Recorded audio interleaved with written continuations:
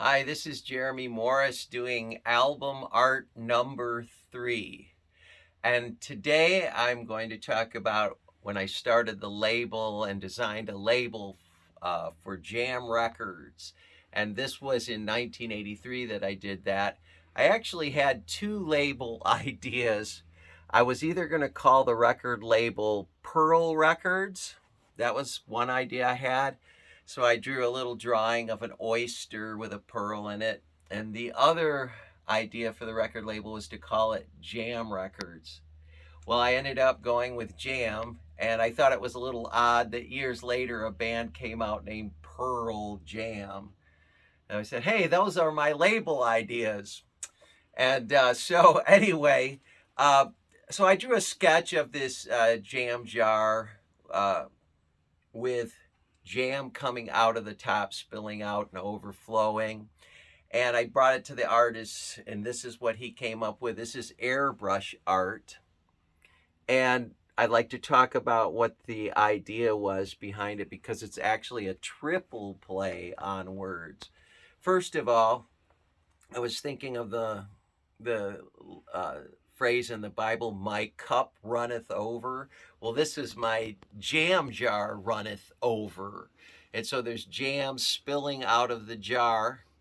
And the reason I picked jam instead of jelly is because the unique difference is that jam has seeds in it.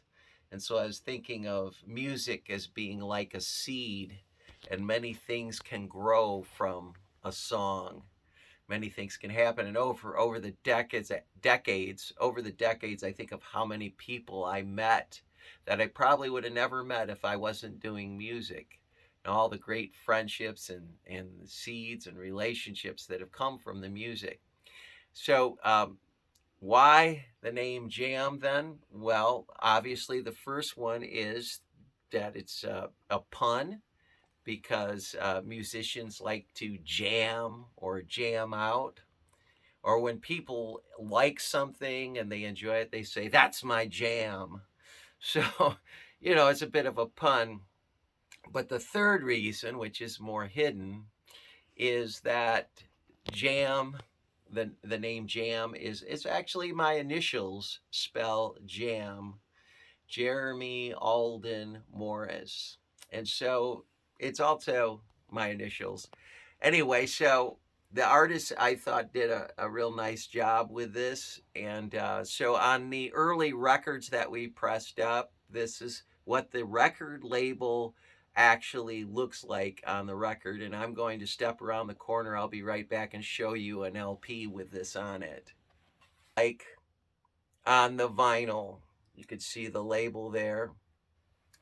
And over the decades of the many releases that we've done, we've used this logo over and over again.